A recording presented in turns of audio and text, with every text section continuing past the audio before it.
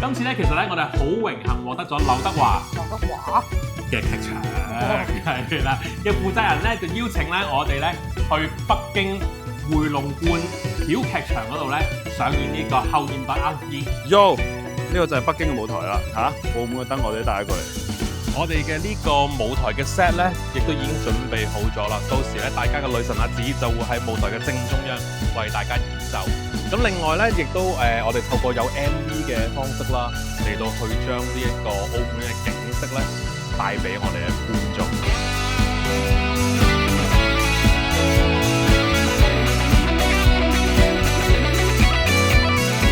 咁咧，今次咧，終於咧可以專心咁玩音樂啦，因為我終於唔使一路買一路玩音樂啦。咁其實咧，我今次係做呢一個劇場式音樂會啦。對於我嚟講，更加大嘅挑戰咧，除咗我要好專心咁做咗一個打 band 仔之餘啦，其實我都同時要擔任演員呢個角色嘅。希望演出順利啦，因為真係有少少難度嘅對我嚟講。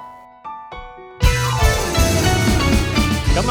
係一個好新嘅嘗試嚟嘅，就係嘗試喺個音樂會裏邊加入有劇情嘅演出，再加埋我創作嘅歌曲去詮釋而家 I 人同埋 E 人嘅愛情。